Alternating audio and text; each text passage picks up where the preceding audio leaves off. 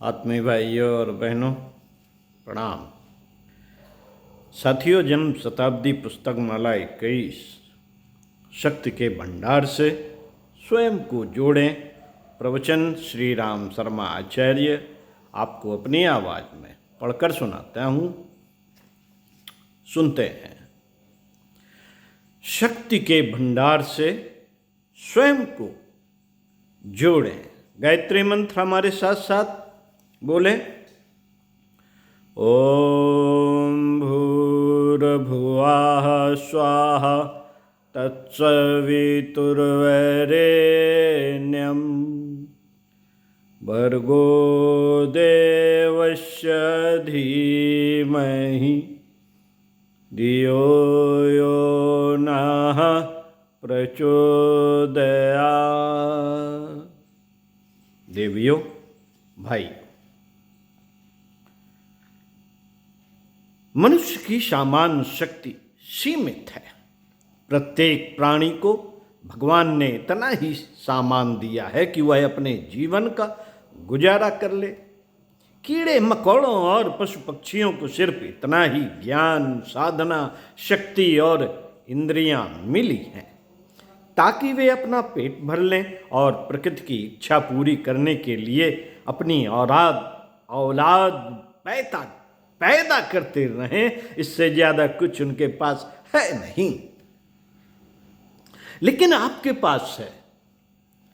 अगर आपको इससे कुछ ज्यादा जानना और प्राप्त करना है तो आपको वहां जाना पड़ेगा जहां शक्तियों के भंडागार भरे पड़े हैं।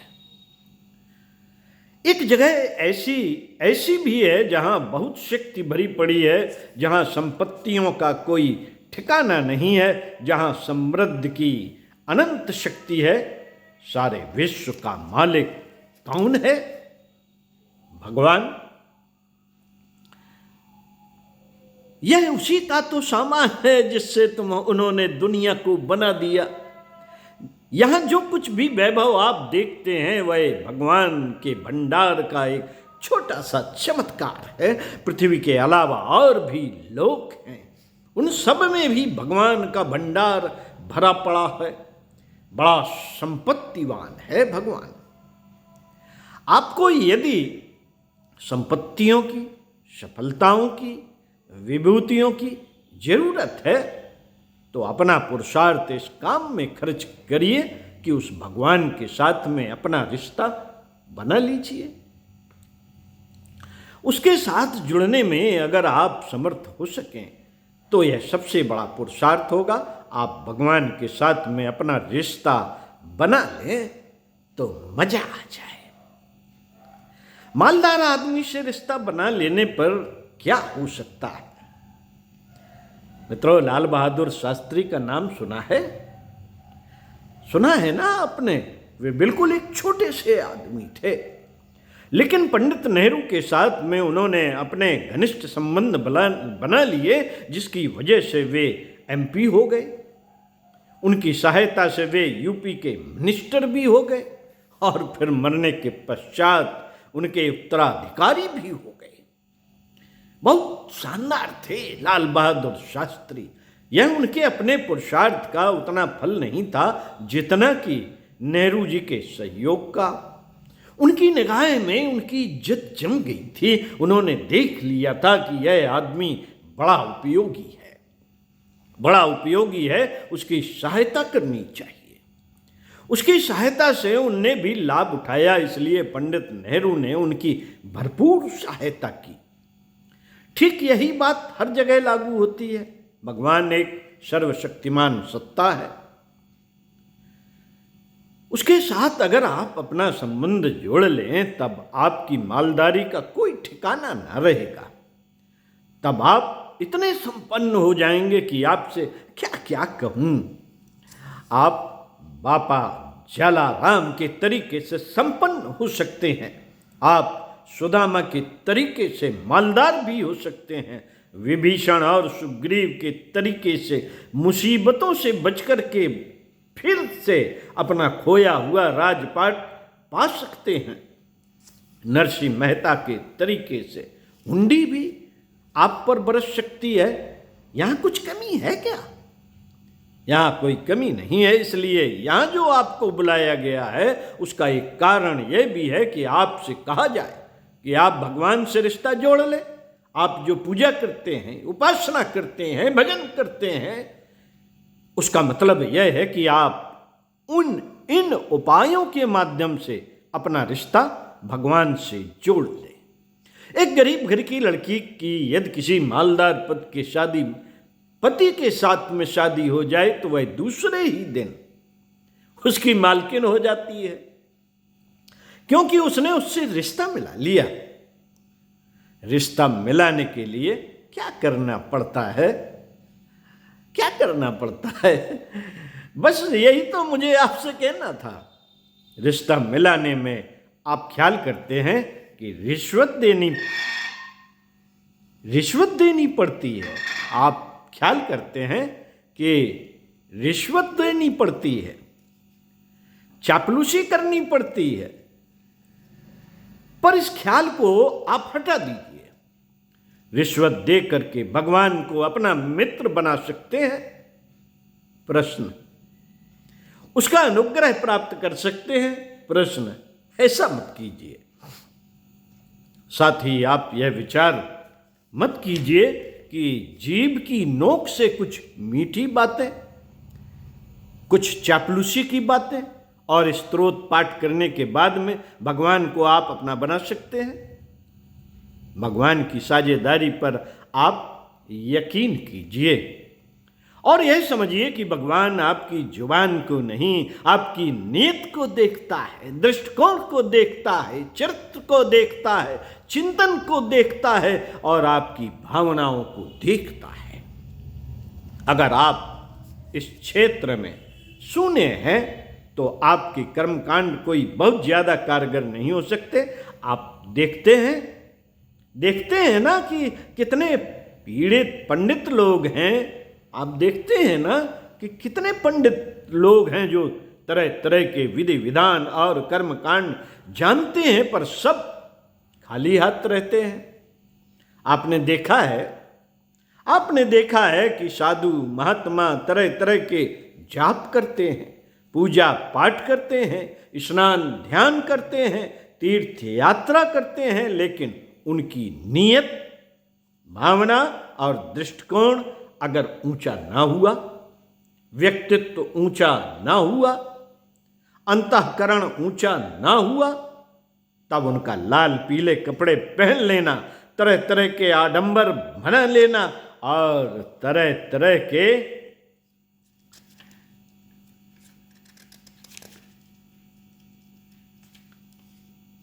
क्रियाकृत कर लेना बिल्कुल बेकार चला जाता है और सामान्य स्तर के नागरिकों से भी गई बीती जिंदगी जीते हैं। भगवान की कृपा कहाँ मिलती है? भगवान को प्राप्त करने का जो असली रहस्य है उसे आपको जानना ही चाहिए। क्या करना होगा? आपको भगवान के साथ जुड़ जाना होगा। जुड़ जाने को ही उपासना कहते हैं। उपासना का मतलब ही है जुड़ जाना, पास बैठना। किस तरह से जुड़ जाए? मैं आपको कुछ थोड़े से उदाहरण बताऊंगा। जुड़ना किसे कहते हैं? आपने आग में लकड़ी को गिरते हुए देखा है ना? उस लकड़ी की क्या कीमत है? 2 कौड़ी की। जिसे आप पैर के नीचे फेंक दीजिए तो क्या, या तोड़कर फेंक दीजिए तो क्या, इधर से उधर करते रहिए, इसकी कोई कीमत नहीं हो सकती। पर आग के साथ में यदि उसको मिला दिया जाए तो आप देखेंगे कि थोड़ी ही देर में लकड़ी गर्म होने लगती है और आग हो जाती है। तब आप उसे छू भी नहीं सकते। और जो गुण अग्नि देवता के हैं वही गुण उस नाचीज लकड़ी में भी आ जाते हैं। ठीक यही तरीका व्यक्ति को, जीवात्मा को परमात्मा के साथ मिलाने का है।